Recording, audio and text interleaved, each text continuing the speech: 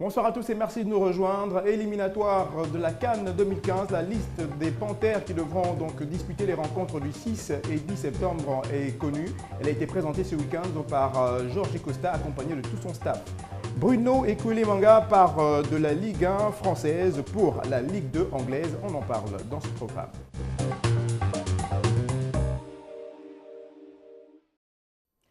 Je le disais en titre, la liste des Panthères du Gabon qui devront donc disputer les rencontres des 6 et 10 septembre prochains, comptant pour la CAN 2015 du côté du Maroc, a été bien sûr dévoilée ce week-end par Jorge Costa qui était accompagné d'Ahmed Mombo, intendant des équipes nationales, et de Daniel Cousin, manager, lui, des équipes nationales. Donc la liste a été dévoilée face à la presse. Ce reportage que vous allez regarder nous en dit un peu plus.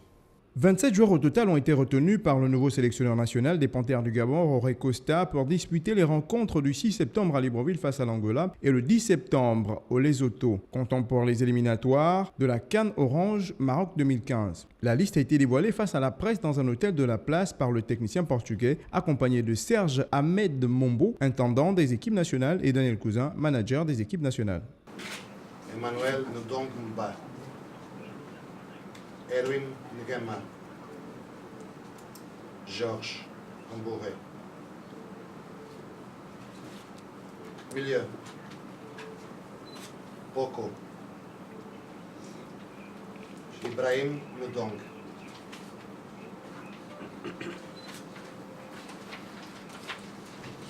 Ndingi, Levi Madinda. Malgré le peu de temps qu'a eu Jorge Costa pour constituer son équipe, il envisage faire un 2 sur 2 afin d'engranger les 6 points des deux rencontres. Je sais que je n'avais pas beaucoup de temps pour travailler et pour voir tous les joueurs. Mais ce que je te peux dire, c'est qu'avec 7 joueurs, on va jouer 2 matchs. Et ce que je veux de ces 2 matchs, 3 points, plus 3 points, 6 points. Et c'est avec cette chose qu'on va faire ça. Les rendez-vous sont donc pris pour les 6 et 10 septembre prochains pour l'entrée en matière du technicien portugais. Nous parlons toujours football avec le cas André Biogo Poko, car lui qui a été appelé également dans cette liste. André Biogo Poko qui lui sort de blessure, sera-t-il disponible pour cette rencontre? Daniel Cousin, manager des équipes nationales, en dit un peu plus par rapport à ce cas. Milieu, Poko. Convoqué parmi les 27 joueurs qui disputeront les rencontres des 6 et 10 septembre prochains, André Biogo Poko, qui ne s'est pas encore remis totalement de sa blessure, sera bel et bien présent à Libreville et au Lesotho. Par rapport à ce cas, le manager général des équipes nationales s'explique. Moi j'ai eu au téléphone les dirigeants de Bordeaux en fait, qui m'ont signalé sa blessure. Donc ça sera au docteur de l'équipe nationale de juger, savoir s'il est apte à jouer ou pas pour le premier ou le second match. Mais ce qui est important, c'est qu'il continue les soins. Quand il va arriver ici, il sera obligé de continuer un programme de soins. Donc c'est très important qu'il vienne aussi parce qu'il y a un nouveau coach, il y a un nouveau staff technique et il faut qu'il vienne aussi être en contact avec le groupe. C'est très important. Espérant que tout ira bien pour le milieu de terrain gabonais sociétaire des Girondins de Bordeaux, qui est une valeur sûre de ce 11 national.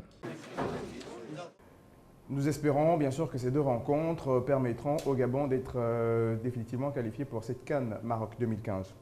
Nous parlons handball à présent avec ce championnat national qui s'est déroulé du côté du Prytanée militaire de Libreville. La dernière journée, c'était ce week-end. Championnat d'élite hommes et dames qui s'est joué bien sûr en simultané. Du côté des hommes, nous commençons par eux. C'est le Stade Mandji qui, sans surprise, a été qualifié déjà bien avant la compétition. Son dernier match face bien sûr à Senior Academy n'était qu'un match pour les formalités car le Stade Mandji, lui, était déjà qualifié bien avant la fin de ce championnat. On regarde. Stade Manji, chez les hommes, a joué son dernier match face à Senior Academy pour les formalités. Champion avant la fin de la compétition comme lors de l'édition 2013, le Stade Manji, comme lors des précédents matchs, a dominé son adversaire. Pourtant présent dans la première partie, Senior Academy, champion de l'estuaire, va peu à peu baisser d'intensité. Le Stade Manji, supérieur à son adversaire dans tous les secteurs, va en toute logique s'imposer 30-22 sur les installations du Prytanée militaire de Libreville.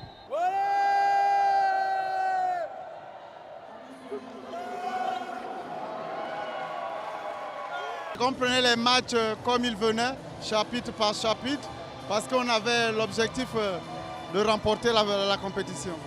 Vous savez qu'on est en voie de la prochaine Coupe d'Afrique, donc on a dans la première phase utilisé cette compétition comme ce premier palier.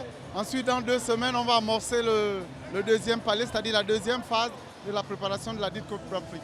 Une bonne fin de compétition pour le Stade Manji qui a connu bien des déboires lors de la dernière Coupe du Gabon qui s'est tenue à Mouila, capitale provinciale de Langounier. Du côté des dames, par contre, il aura fallu attendre la dernière journée pour connaître le vainqueur justement de cette compétition. Donc le dernier match s'est joué entre Phoenix et Stade Manji.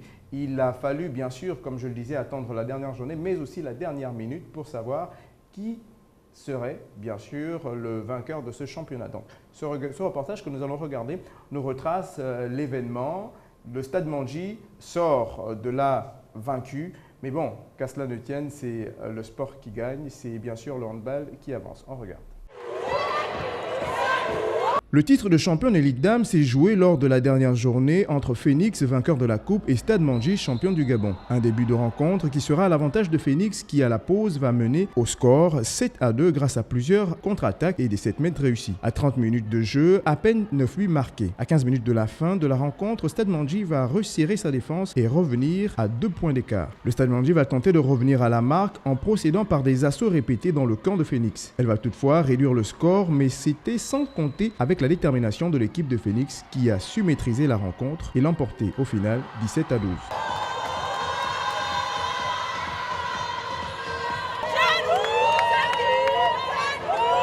C'est un adversaire de taille.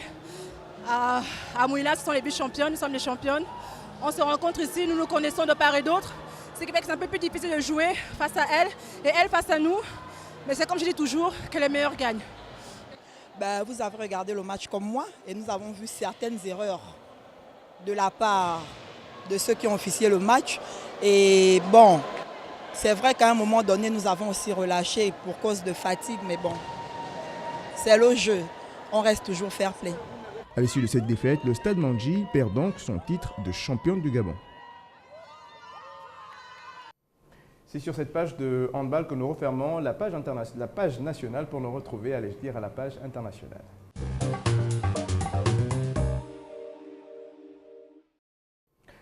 Je le disais en titre, Bruno Ekwelemanga part de la Ligue 1 française pour la Ligue 2 anglaise. Après Lorient en France, où il a disputé 90 matchs et inscrit 4 buts, l'international gabonais Bruno Ekwelemanga, qui joue au poste de défenseur, va poursuivre sa carrière en Angleterre, précisément à Cardiff City FC, un club de Ligue 2 anglaise, où il a signé hier soir, dans les dernières minutes de la fermeture de Mercato, un contrat de 3 ans. Âgé de 26 ans, l'ancien capitaine de Lorient, formé à 105, est passé par le centre de formation des Girondins de Bordeaux entre 2006 et 2008 et qui est également passé par Rennes et Angers, s'est engagé pour la somme de 6 millions d'euros.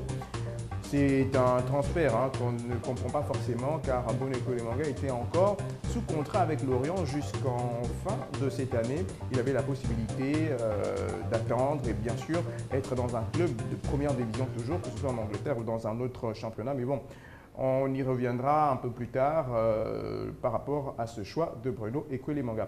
On continue avec du football et on parle cette fois-ci de Radamel Falcao.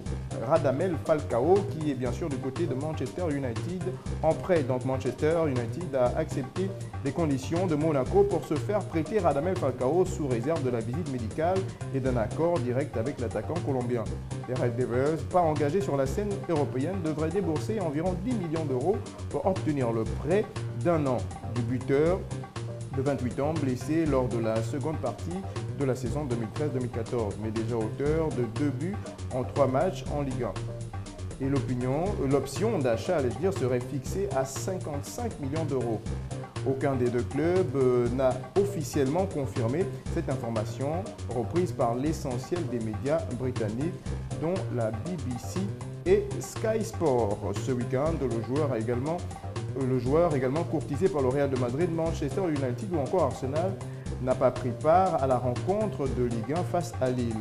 Le score de cette rencontre, au passage, était de 1 but partout, donnant bien sûr de l'ampleur sur l'hypothèse de son départ.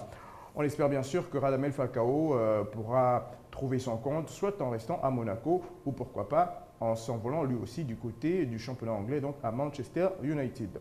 C'est sur cette information que nous refermons ce Gabon Sport. Vous le savez, l'information juste continue sur les www.gabonnews.com. À la semaine prochaine.